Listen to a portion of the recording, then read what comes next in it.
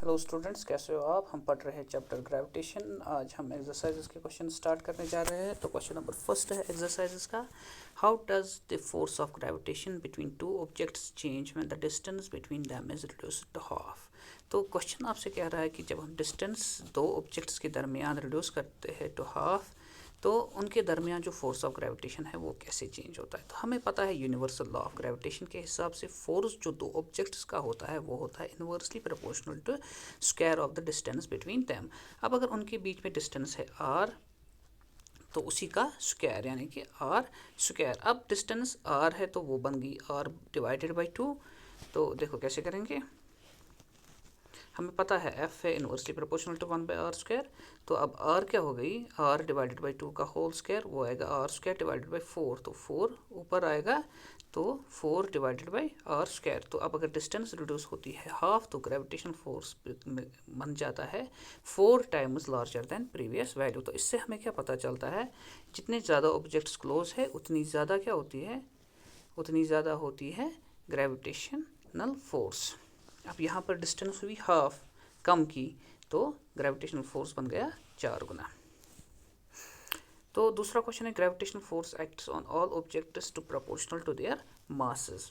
Y then a heavy object does not fall faster than a light object. तो question आपसे कह रहा है कि ग्रेविटेशनल फोर्स जो है वो एक्ट करता है on all objects in proportional to their masses, उनके मासेस के प्रोपोर्शनल के हिसाब से। तो फिर हेवी ऑब्जेक्ट क्यों नहीं फॉल होता है फास्टर दैन लाइट ऑब्जेक्ट। मिसाल के तौर पर हम दो ऑब्जेक्ट्स को छोड़ रहे हैं, एक है हेवी, दूसरा है लाइटर, ठीक है। तो ये जो हेवी है, why heavy object does not fall faster, तो ये तेज़ क्यों नहीं गिरता है लाइट ऑब्जेक्ट से। देखो हमें पता है ऑल ऑब्जेक्ट्स जो ग्राउंड पे आते हैं वो कांस्टेंट एक्सेलरेशन के साथ आते हैं, जिसे हम कहते हैं एक्सेलरेशन ड्यू टू ग्रेविटी। लेकिन जब एयर रेजिस्टेंस नहीं होती है, it is constant and does not depend on the mass of objects, hence heavy objects do not fall faster then light object, ठीक है। तो अगर हम वैक्यूम में लाइट और हेवी ऑब्जेक्ट को छोड़ते हैं तो वो दोनों क्या आएंगे, एक साथ नीचे गिरेंगे। लेकिन अब अगर एयर है, ठीक है, अब खाली ग्रेविटी पे नहीं डिपेंड करता है, अब एयर अपनी रेजिस्टेंस दिखाता है, ये इसको पुश करता है ऊपर की ओर थोड़ा सा। तो उस वजह से क्या होता है कि हेवी ऑब्जेक्ट ही गिरता है नीचे तेज। लेकिन अब अगर एयर नहीं है, यहाँ पर मैंने मेंशन किया है in absence of air resistance, तो ये दोनों क्या गिरेंगे, एक साथ। फिर है question number third, what is the magnitude of gravitational force between earth and A 1 kg object on it surface. तो मास ऑफ अर्थ इसने वहाँ से ही कहा है m, और रेडियस ऑफ अर्थ r, यानी कि डिस्टेंस बिटवीन दैम भी हमें कहा गया है वहाँ से। तो हमें पता है यूनिवर्सल लॉ ऑफ ग्रेविटेशन के हिसाब से F is equal to G/m divided by r²। तो m मास ऑफ अर्थ हमें वहाँ से ही देकर है, मास ऑफ ऑब्जेक्ट भी देकर है, यूनिवर्सल ग्रेविटेशन कॉन्स्टेंट हमें पता है क्या है, रेडियस ऑफ अर्थ भी आपको वहाँ से ही देकर है। तो हमें क्या निकालना है, F is equal to G/m divided by r²। तो वैल्यू हमें आएगा 9.8 न्यूटन।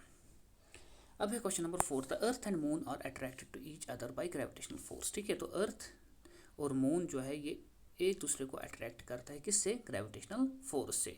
अब कहता है does the earth attract the moon with a force that is greater और स्मॉलर और the same as force with which moon attracts the earth, why. अब कहता है ये जो अर्थ मून को अपनी ओर खींच रहा है, ये उस फोर्स के बराबर है जब मून अर्थ को अपनी ओर खींचती है।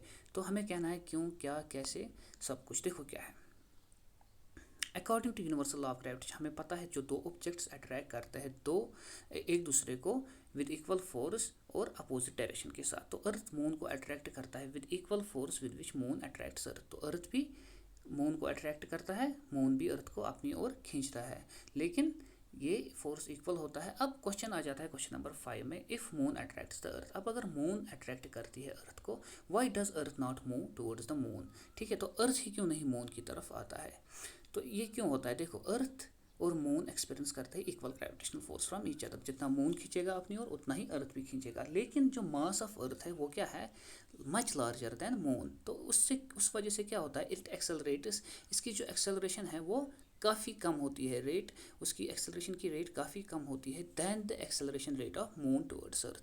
तो इसीलिए अर्थ जो है वो मूव नहीं करता है टुवर्ड्स द मून। तो ये मैं क्वेश्चन आपको अभी सेंड करता हूँ, अच्छे से पढ़ना।